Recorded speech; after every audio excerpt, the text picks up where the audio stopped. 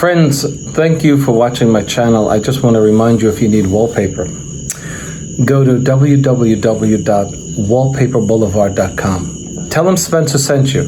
In fact, if you use my hashtag, Spencer Colgan is wallpaper, they'll be sure to give you 10% off at your checkout. No matter how much you order, they have a wide selection of wallpaper. Check it out. Tell them I said hello. This is Spencer Colgan, and welcome back to my wallpaper and painting channel on YouTube. Today, I want to talk about preparing a wall for wallpaper installation. The product I'm hanging is a peel and stick mural. It's actually a very high-end product. A lot of peel and stick products are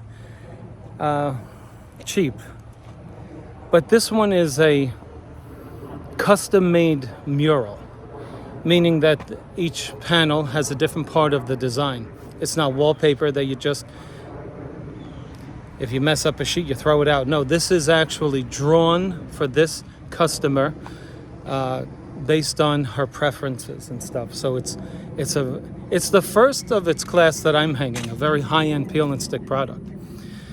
So I'll talk about peel and stick during the video, and we're going to eliminate a knockdown texture. Now, I get a lot of folks from different countries watching my channel. A knockdown texture is probably one of the most dramatic textures. I'll show it to you. You'll know what I mean. When I say dramatic, it's loud, and it needs to be muted by a skim coat. So there's a lot of valleys in it, a lot of pocs. So wallpaper will not go in there. Customer was astute enough to do her research, found out, and asked me to make the walls right. So let's go in there and see what's going on. This is the dramatic texture. Okay. So if you're taking notes, the first thing you want to write down is this. You see the shine on this? You have to prime this. You want a surface on which your plaster tools will not slide, because you'll be doing multiple layers more than you have to. We have to make this flat. Can't be this shiny. Our blade will just slide on it. So let's do that.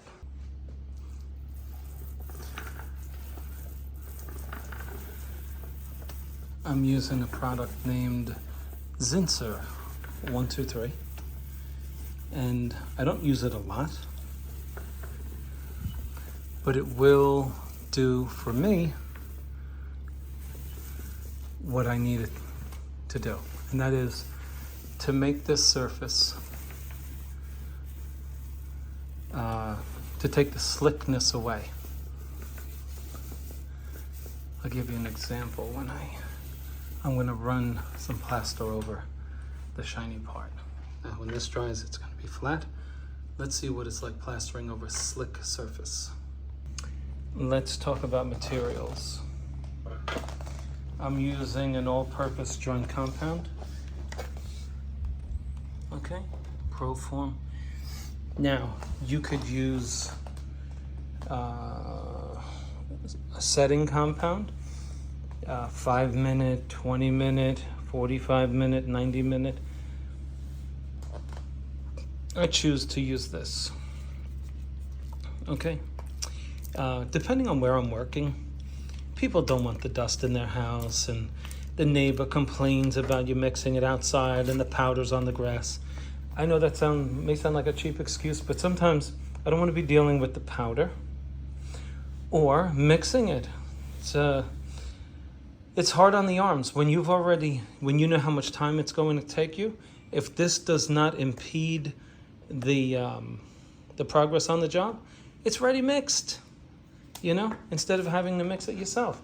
But if this is going to impede progress, meaning delay the job, then you might want to mix the stuff yourself, because it'll set quicker and cure quicker.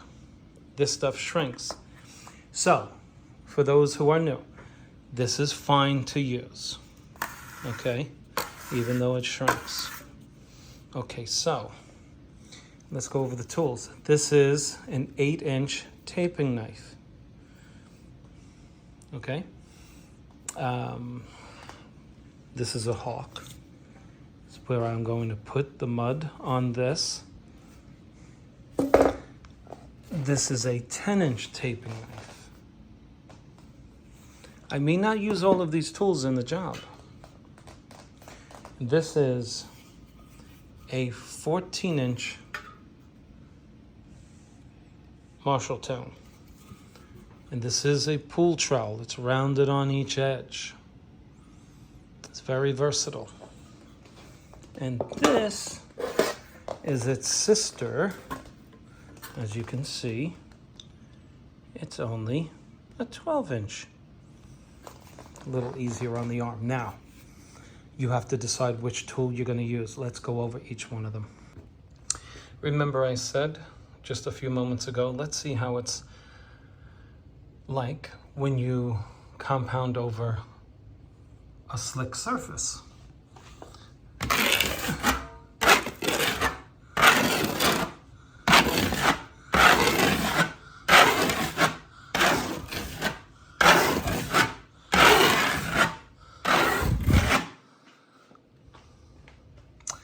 My blade is sliding.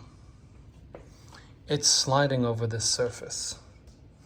I can already tell that I will need an additional coat just for doing it this way. Okay?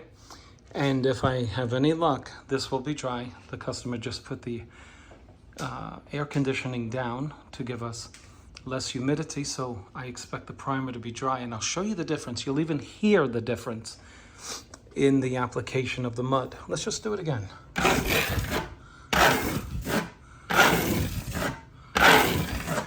My blade is moving really quickly, which means it's kind of sliding on this, and you want the wall to grab the mud from your knife. It's the best way I could describe it. Okay, let's start with the 8-inch taping knife. This is for the beginner who doesn't mind spending a lot of time getting it perfect. And it's also for people whose hands or wrists can't take lots of pressure because of arthritis or whatever. Let me show you how to make it perfect. Okay.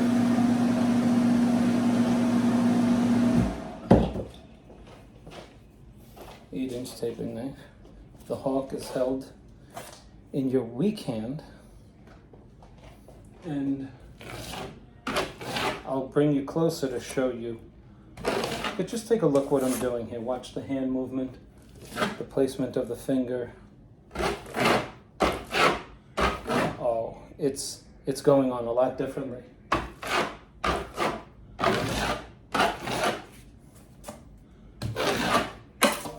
Let's bring you in close.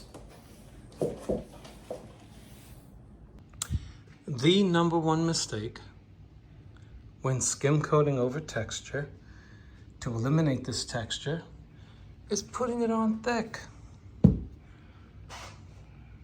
Why do we do that? You want to know the real trick?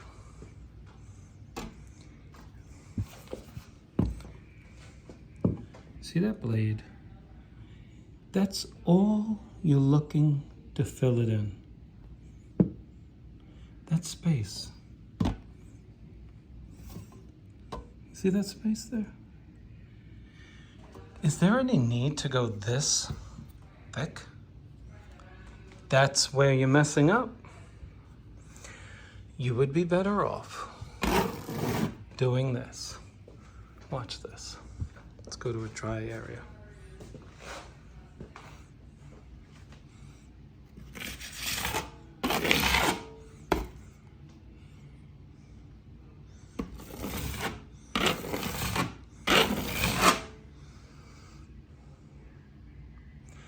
Let that dry. You'll say, but Spencer, I can still see the texture.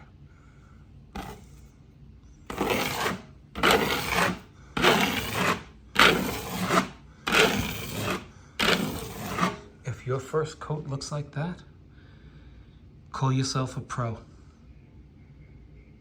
Do you actually think that there is any human hand that's going to float this compound evenly over the whole course of this wall, that fills in all of this texture, that renders the wall in such a way as to be a 1/16 of an inch above all of this on one swoop?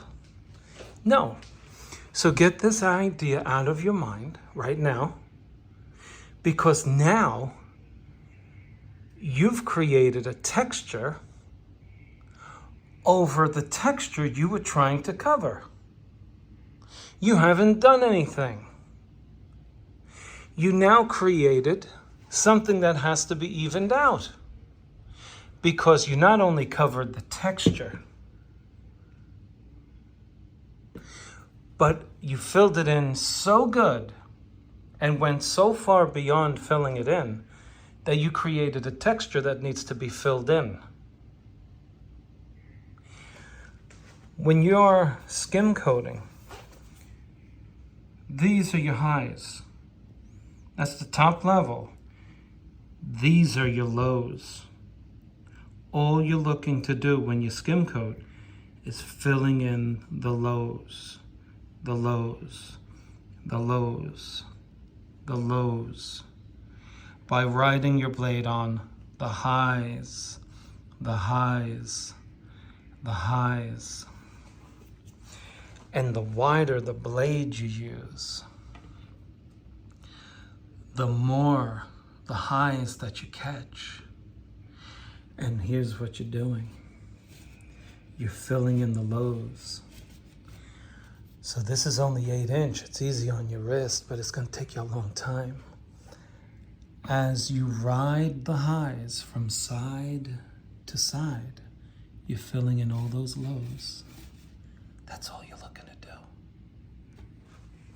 So when I come over here, wow, my blade is riding. What do you see in here? What does that look like to you? What are all of these things?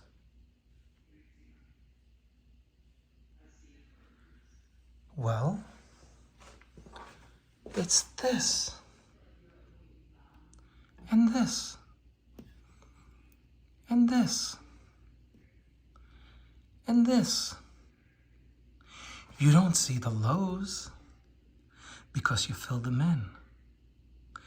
And so you're not going beyond the highs. You know how we know? Of course, we're right over them.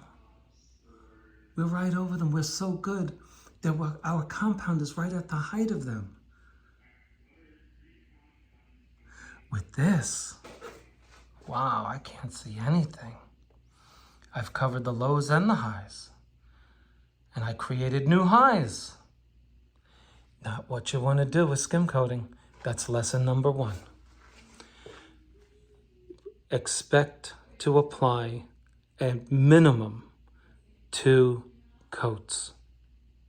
If you want it to be perfect, you should expect to apply a 3rd coat and what I call a 4th polish coat, where you go around and touch up after the 3rd coat.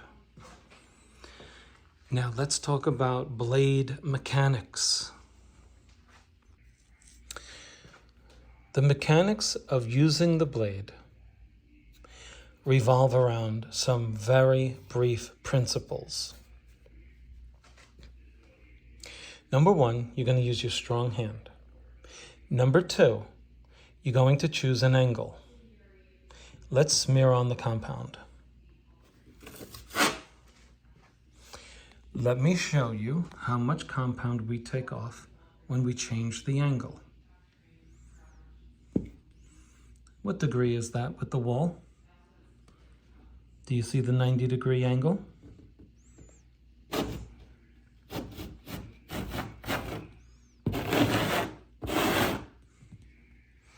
You put it on, right? And you took it all off, didn't you? Didn't you? So We don't want to use a 90-degree angle when we apply our mud, because we wind up taking it all off. Let's bring it down to a 45 and see how we do.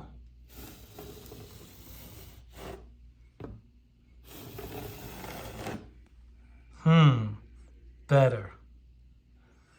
Better. But it could be better.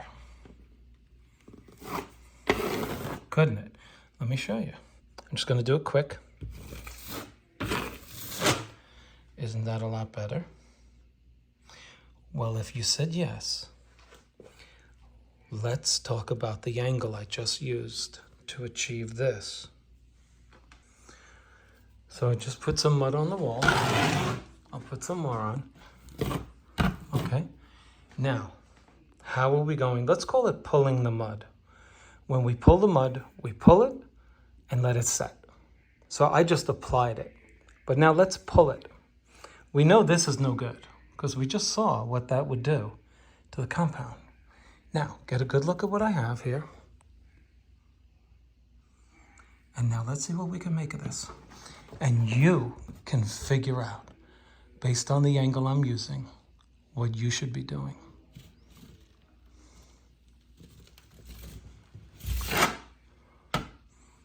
Wow, look at that angle.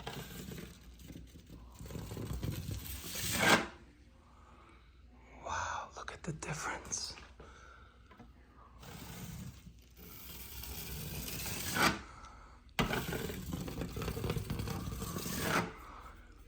Is that a 5-degree angle that I'm using?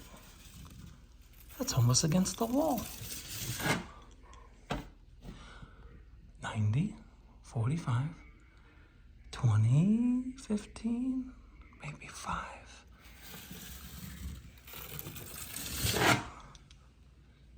That's the angle you want to use. It's practically right up against the wall.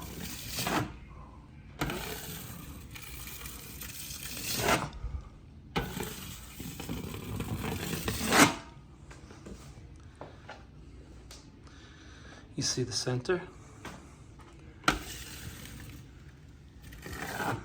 That's what you want to achieve. You see the highs? You didn't bury them. They're still there. And that's what you want. That's what you want. So stop doing this. Stop doing that.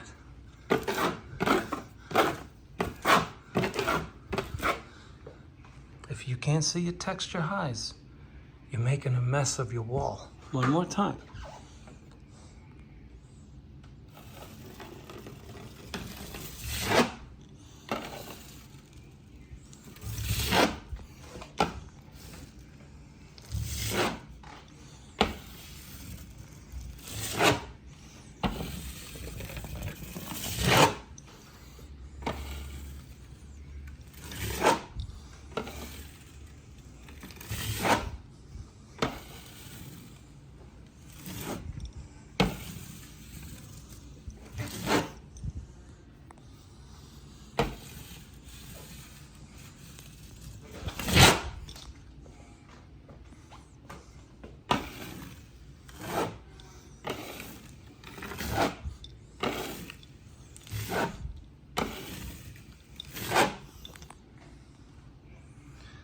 That's what you want.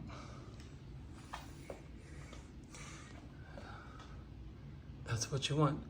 That's not what you want.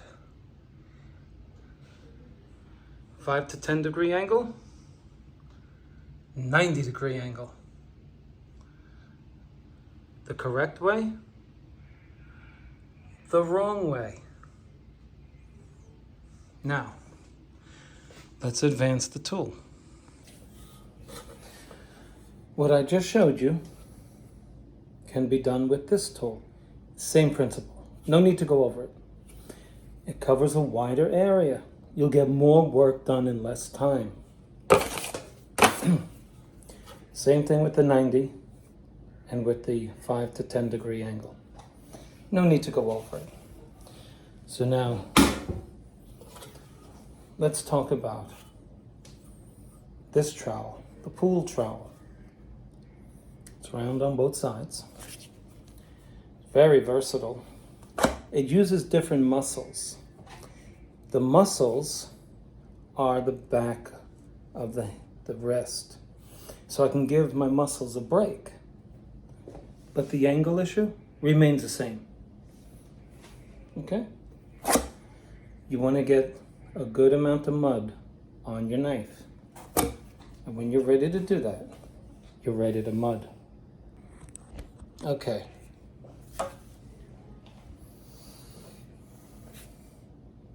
I grab the mud like this. I move that knife along the hawk to grab mud on the whole tool. Now, just to get it on the wall,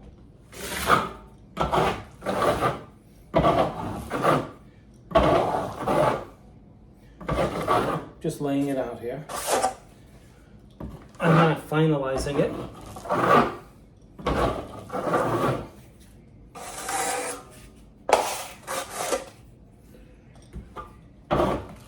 Okay.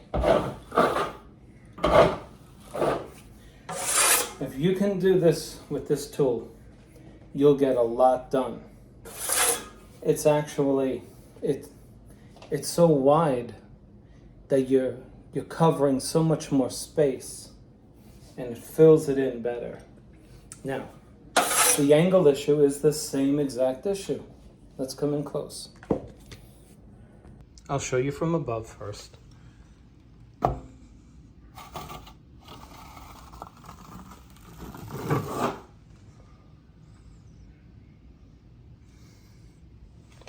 Looks like I put on too much, right? Nope.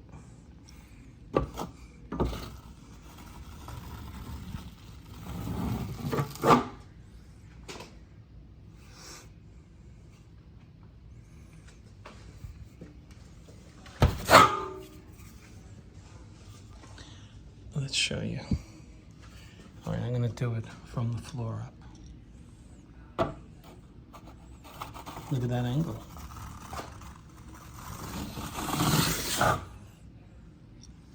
Look at the result.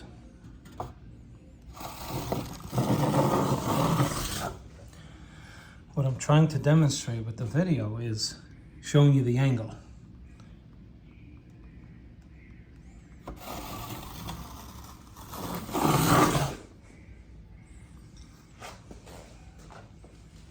See the result? It's pretty good, right? It's pretty good. And you see the wider the tool, you see how much flatter it gets, right? Look at that angle, right? That's 0 degrees, 5, 10-ish, right?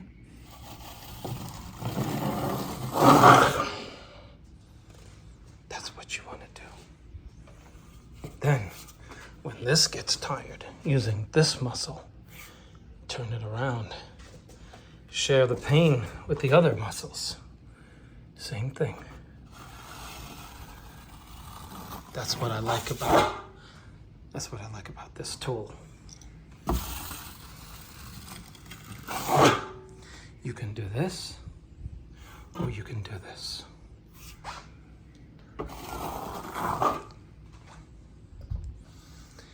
Now, you see where we didn't cover? Look at how good we did. We are covering here what was here. Look at how, do you see the depth we're covering? And look at how smooth it is. You know, considering.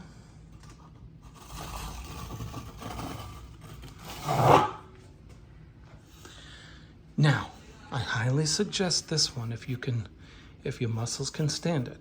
But we have a smaller one. Let me show it to you. This is the 14-inch we were just using. And now I'll introduce a smaller one that's 10-inch. I'm sorry, there's a 12-inch.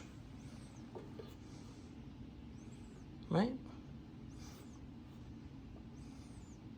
12-inch. And it's also thinner. from this side to this side.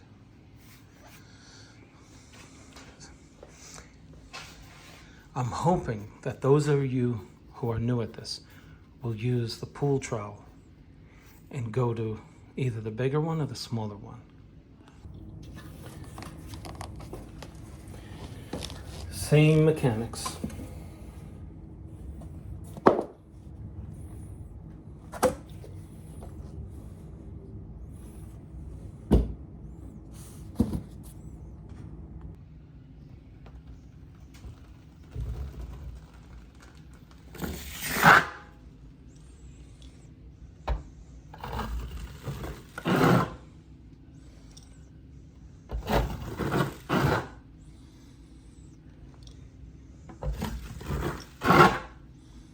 Stop right there.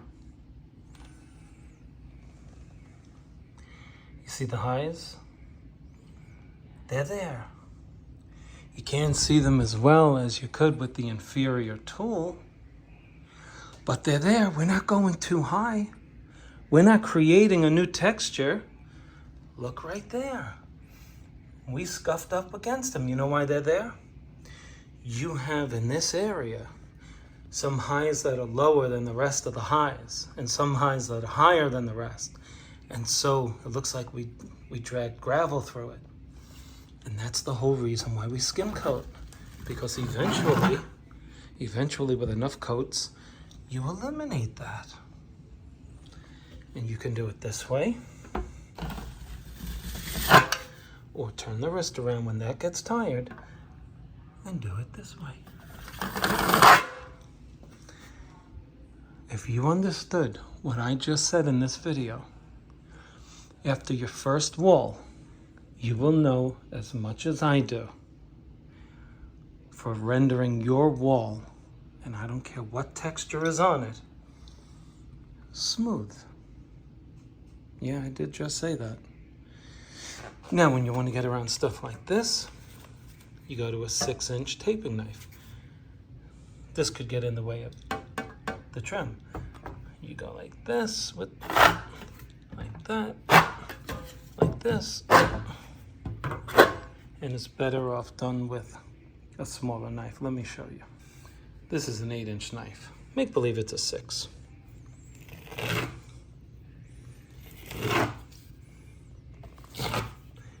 You don't want to be using a pool trowel to be doing this. It's what you call a pain in the neck. But we deal with it. Okay.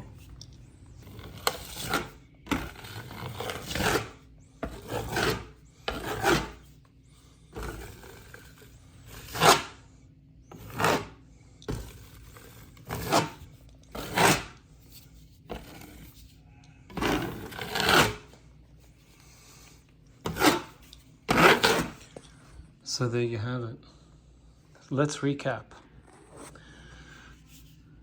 If your wall has semi-gloss paint over it, prime it so that your blade, which is slippery enough, has traction against a flat surface. Secondly, choose the right compound you're going to use. Ready mix or a setting compound. And then choose the tool. Do you want to use a taping knife? Or do you want to use a trowel that can make you do a lot more work in less time? The last thing is speed and angle. This angle, the 45, gets it on the wall. A 90-degree takes it off the wall. And a 5 to 10-degree angle makes it just right. This takes it off the wall. This puts it on the wall when you're looking to get it on the wall. Or you can roll it on. You put a little water in it and roll it on with a paint roller. Get someone to help you. And this smooths it out. The lower the angle, the smoother it's going to be. You like the video? Why don't you click on like for me and subscribe and give a comment. What do you do when you smooth out walls? You just hire somebody? Thanks for watching. Okay, so I came back to the first part of the wall and I decided to do the second coat. Now, perhaps a little changes on the second coat. Let me show you what I mean. So, you can use either knife again. So I'm just going to slap some of this compound on the wall where I need it.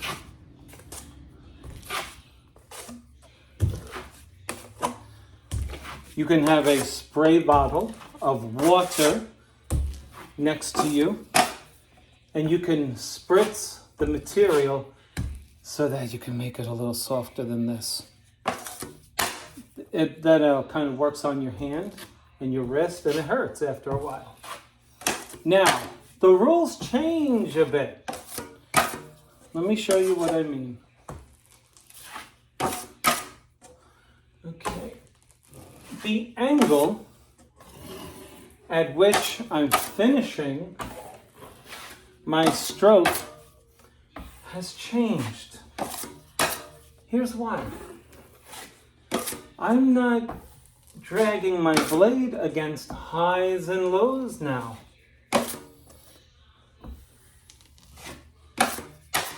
I've raised my angle. And I'll show you in a moment, but I want to first show you the results.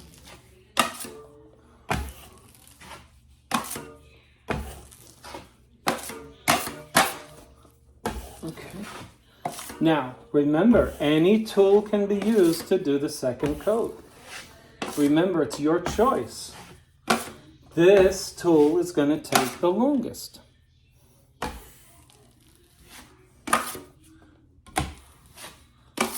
But it's also the tool that puts the least amount of stress on the bones and ligaments.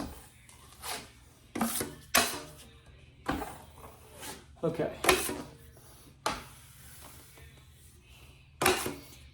Let's bring you in close now.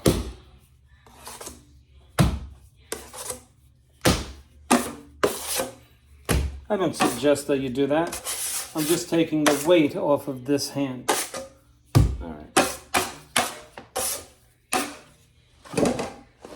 Let me bring you in.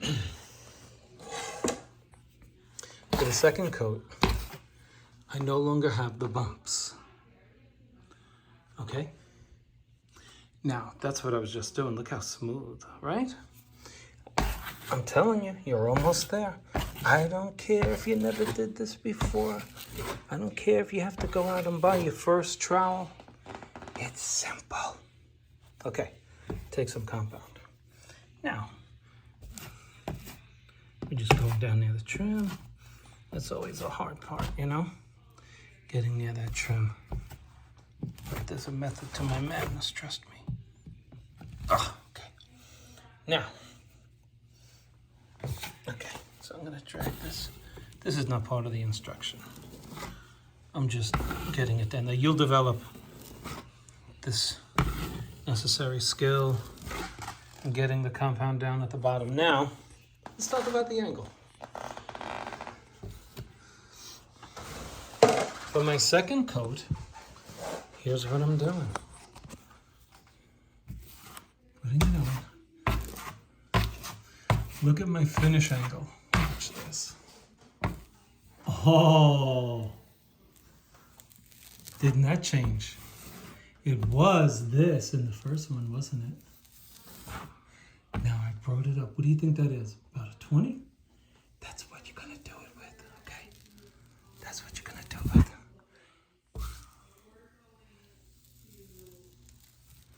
What do you think?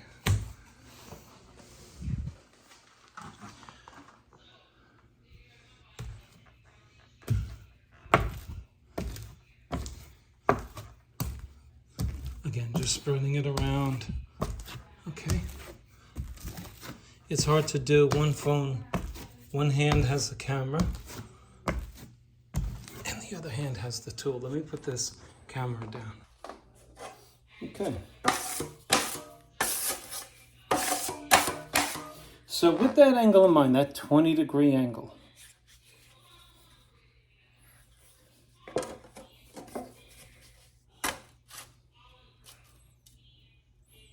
remember, that's no good. This is good on the last coat. You want to do something like that? Oh, yeah. But right now, see, we went from here. Now we're going to right there. Yes, on the last coat, we're going to raise it up. Okay? But for now, we're doing a 20. I never thought I would need to know angles until I watched this guy's channel. Study your mathematics. Okay? We do need to know angles.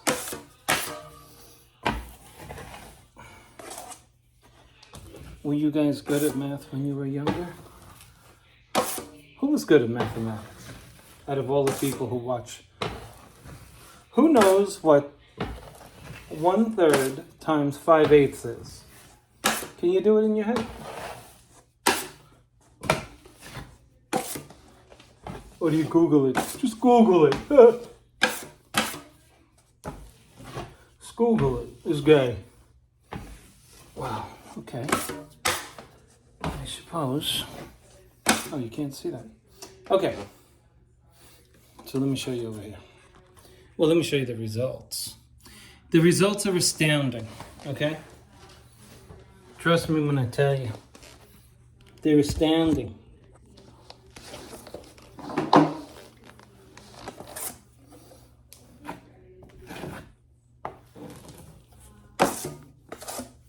I love when you write to me on my channel. You gave me so much confidence in myself. I love you. Good for you. Okay, I'm going with my 20-degree angle on my second coat. Oh, watch those outlets. They create a nightmare when it's dry. If you scratch up against them.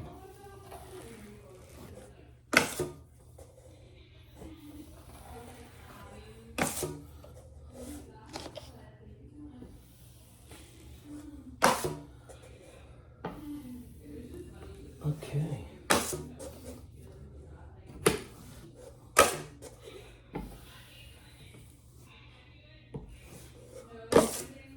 Okay. Let's take a look. That's my second coat. By the way, what are those blisters about? Well, guess what? When you have a painted surface through which the air and the compound cannot pass, like semi-gloss paint, the air, instead of going in, is going to come out. Okay? Now we're creating a bed of plaster. And when I put my wallpaper mural over this tomorrow, the air should seep into the plaster and hide itself there and evaporate accordingly. But those blisters are because the air is being repelled from the layer of semi-gloss paint that is under my primer, under this wall. Okay, we let this dry overnight with the help of a fan and very low humid air, and we have exactly what we want.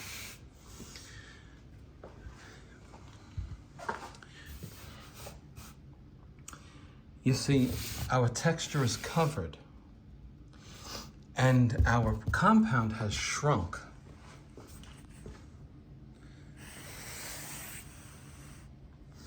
And so all we're going to do now is make our compound smooth.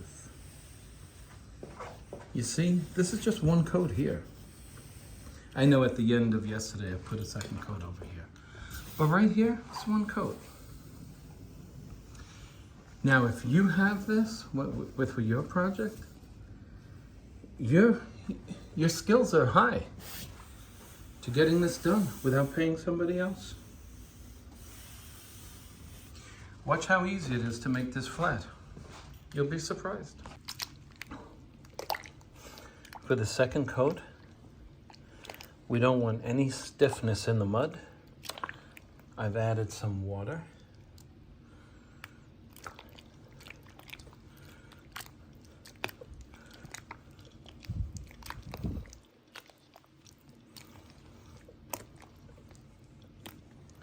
I want to be able to get either my tool, if I'm using a mud mixer, or my hand all the way down there with ease. This is the way I want my mud to be for the second coat. Okay? Voila. One of the benefits of using my hand. A hand is a lot quicker to clean off than a mud mixer when you're working in a small condo. Okay? Okay, for your second coat, you want to make sure all of your tools are clean. Okay? Very important that you're not using tools with dried plaster on them. Okay? And again, this is the consistency you're looking for coat number 2. All right? It's going to be nice and easy on your wrist and your arm. Now, very important. Please trust me on this. Don't sand this.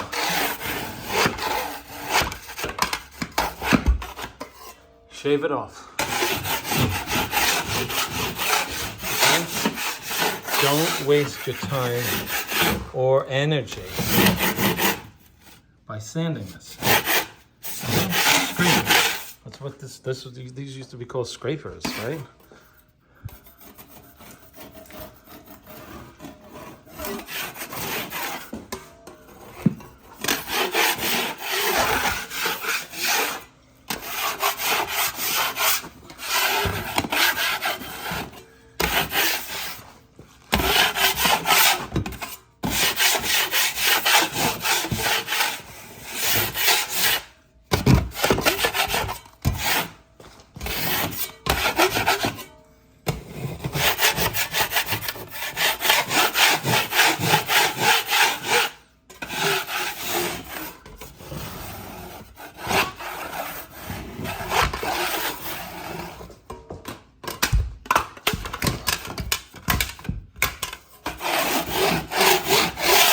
You get the idea.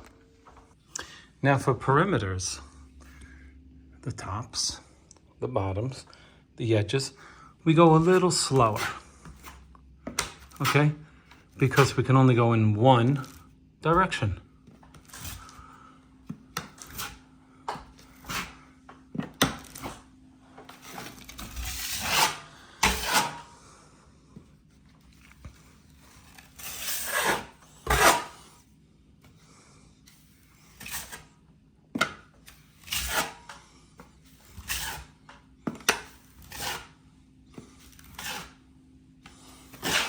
My angle is about 5 degrees, 10 degrees. It's not flat. It's about like this. I want to move that mud. So my finish stroke, that's it. And that's my finish stroke for the job. You figure 5 degrees there? What is it? Maybe 10? 5 to 10.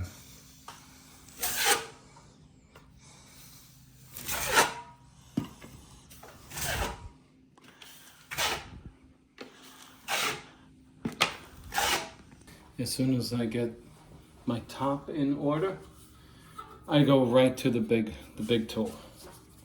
Okay? I want the whole tool to have mud on it. Okay?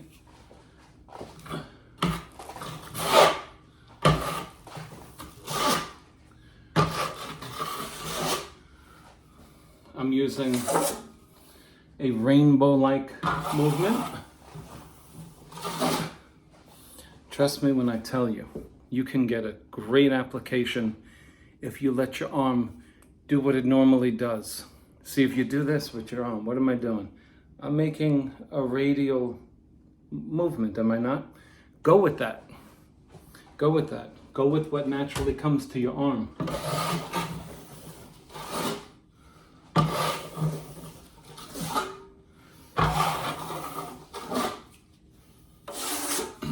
Now, we know from earlier in the video that the angle matters. And so the angle I'm using now is now closer to 45 because I don't want to leave too much on. I want to fill in and take most of it off. And so I'm going to go up to a 45-degree angle with this tool. I'll show you in a moment.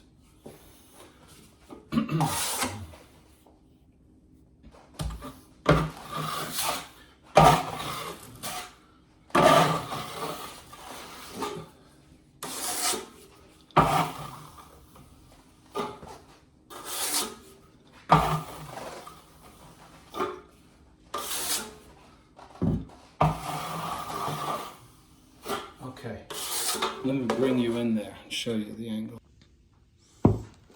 Get the mud on. Alrighty. Spread it out. I'm pushing hard just to move the bulk of the mud over the area I'm looking to skim. So I'll change my wrist direction and I'm going to just show you this angle that I'm using for the final coat. See that? That's it, folks. Can you do this? Of course you can. You can do that. I don't care if you got little lines in it. That's what sanding poles are for. Come on, let's do it again. Let me show you. Plant it. That's your final coat. Right?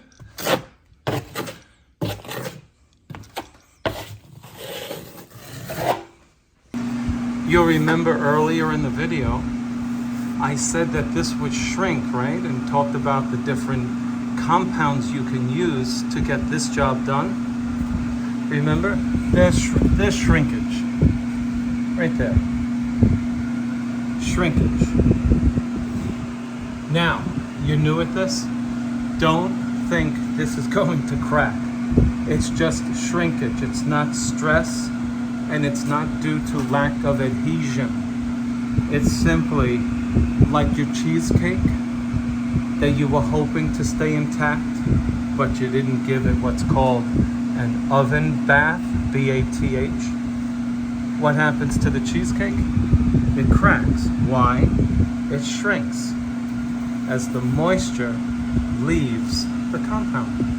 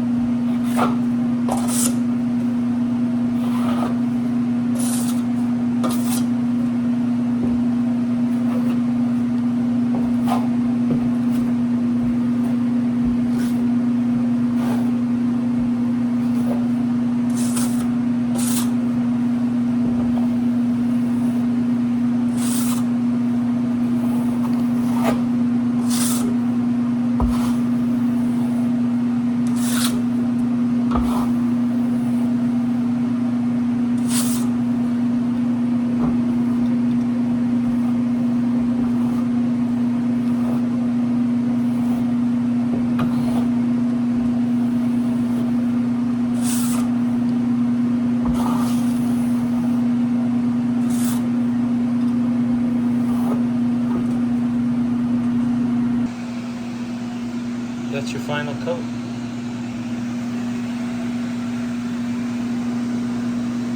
Does yours look like this? If it's close, you're in business. Okay, I think we'll end the video here. Because I just applied my second coat. I did not sand it. Now, please, I'm going to tell you something that I want you to believe. You can do this. I showed you the tools. I showed you the materials. I showed you the angles. The most important part of this video is the point on angular application. Okay? When you spread it, you're going to smear it at an angle that comes natural. You'll know when you're just getting it on the wall. It's going to be something close to 20, maybe 15 degrees. But when you're applying this, the more you want to take off, you're going to increase the angle toward 90. And when you're feathering it out, making it smooth, the angle will be about 5 to 10 degrees. Now, let me show you. Now, we're going to sand this with a 9-inch orbital sander, a sheetrock sander. But let me show you what I mean by a 90 degree. This is the last part of the video. Okay, 1 second. Let's find, okay, right there. See that? Now, you want to fill that in, right? So now, look at the angle I'm going to use. I'm going to put it on, right? Now, because we're nice and flat all around it, we want to drag our blade. We're going to ride. We no longer have highs. Remember, H-I-G-S. H-I-G-H-S. We no longer have those bumpy highs. We have a flat plane here. And so I don't need to be doing different things with my blade. I'm going to pull it at a 90 because I don't want to leave too much behind. And there you go. It's filled in. Now, if I used a lower angle, look what would happen. I create a texture. You want to get that off, you go back to 90. See, it's very simple when you understand the principles behind skim coating. Okay? Believe me, folks, you can do this. If you think about some of the people that come to your house to skim coat, look in the mirror and say, I can do this. I don't need this guy. You know what I'm saying? Without getting too particular. All right, so there you have it. Now, when you're really good at it, you have very little to sand. And when you got a good business, you want to get a HEPA filter drywall sander because your customers doesn't want dust all over the place. You'll be out of business real quick. You don't want that. You don't want a customer telling everybody on Facebook, the guy did good work, but he was a sloppy mess and I'll never hire him again, even though he did good work, right?